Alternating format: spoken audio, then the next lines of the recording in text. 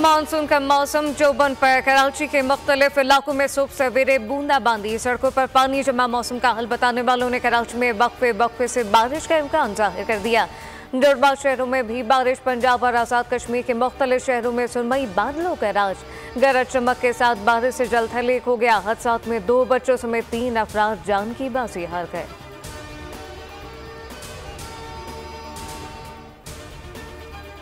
Supreme court में वोटों की दोबारा गिनती के 3 केसेस के फैसले आज सुनाए जाएंगे। चीफ जस्टिस काजी फाजीसा की सरबराही में 3 रुकनी बेंच फैसले सुनाएगा। हल्कों में NA 154 लोधरा, NA 81 और 79 गुजरावाले शामिल।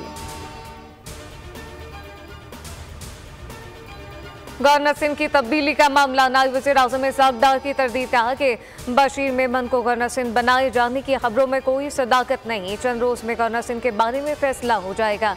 फारूक सत्तार ने कहा कि नून लीग हुकूमत की तश्कील के बाकी गए वादे पूरे करे। तय हुआ था कि गवर्नर सिंध कामरान तहसूरी ही होंगे। गवर्नर तब्दीली पर हुकूमत से अलहदा होने का इंदिया।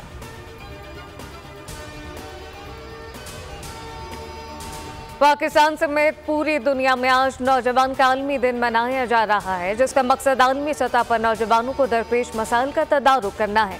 सदर मुमलिकत ने नौजवानों से पैगाम में कहा कि नौजवान हमारी कीमती असास और मुस्तकबिल के लाजवाब ख्वाब हैं। नौजवानों को पाकिस्तान की तामीर के लिए मौक़े फराहम करना हमारा फ़र्ज है। यूथ लैपटॉप स्कीम के जरिए 6 लाख लैपटॉप तकसीम किए गए। वज़ीर आज़म ने कहा कि पाकिस्तान तेज़ी से आलमी डिजिटल मंजरनामे से जुड़ रहा है। टेक्नोलॉजी का इस्तेमाल करके नौजवान मुस्बत तब्दीली ला सकते हैं।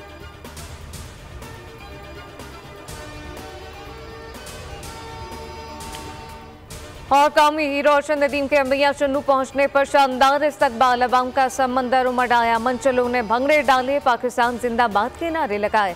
काफिले पर फूलों की बारिश, नोट निछावर किए। घोड़ों के रवायती रक्स ने समा बांध दिया। घर पहुंचने पर अहले खाना और रिश्तेदारों और गांव वालों ने हीरो को खुशामदीद कहा।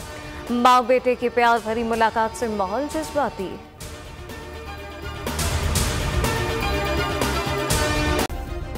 सब्सक्राइब करें और बेल दबाएं ताकि कोई खबर रह न जाए।